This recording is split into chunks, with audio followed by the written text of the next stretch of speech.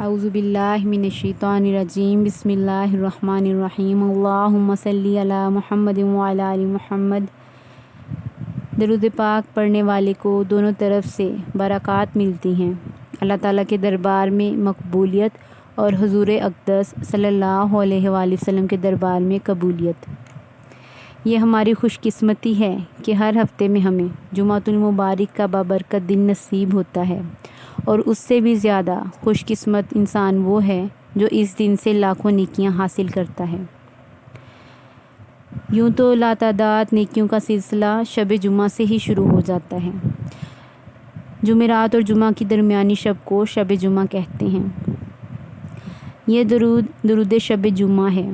اس درود کو کم از کم ایک بار پڑھنے سے اللہ پاک موت کے وقت ایک سعادت نصیب کریں گے۔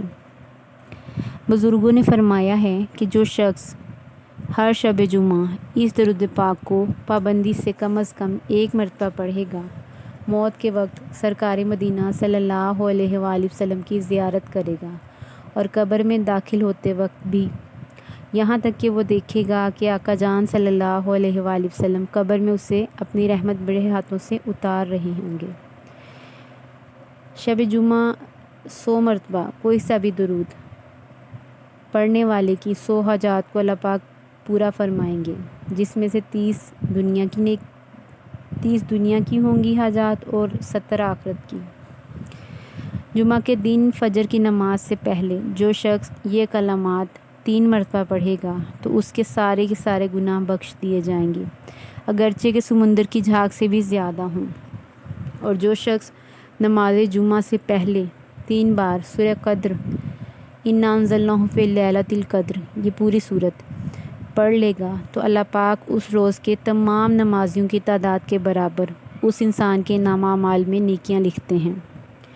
جمعہ کے دن بعد نماز عصر یہ درود پاک پڑھنے سے 80 سال کے گناہ معاف ہو جائیں گے۔ حضرت سہل بن عبداللہ رضی اللہ تعالیٰ عنہ سے روایت ہے کہ رسول اللہ صلی اللہ علیہ وآلہ وسلم نے ارشاد فرمایا کہ جو شخص جمعہ کے دن بعد نماز عصر اپنی جگہ سے اٹھنے سے پہلے 80 مرتبہ یہ درود شریف پڑھے تو اس کے 80 سال کے گناہ معاف ہو جائیں گے۔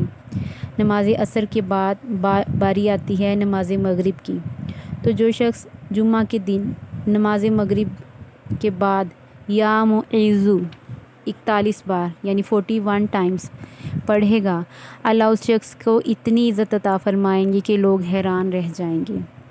اس کے علاوہ جمعہ کے دن سورہ کہف پڑھنے کی بھی بہت فضیلت ہے۔ ذرا سوچئے اور غور کیجئے کہ اللہ پاک نے چھوٹے چھوٹے درود اور اعمال میں کتنی نیکیاں اور اجر و ثواب رکھا ہوا ہے۔ شب جمعہ سے لے کر جمعۃ المبارک کی شام تک ان درود پاک کو پڑھنے اور اعمال کو کرنے کی لازمی کوشش کیجیے، یہ سوچ کر کہ آج اللہ تعالیٰ نے ہمیں ابھی اعمال کی مہلت دے رکھی ہے۔ اللہ کریم ہم سب کو عمل کی توفیق عطا فرمائے اور ہم سب کو دونوں جہانوں میں کامیابیاں اور بھلائیاں عطا فرمائے، آمین یا رب العالمین۔ اللہم صلی علی محمد وعلی آل محمد۔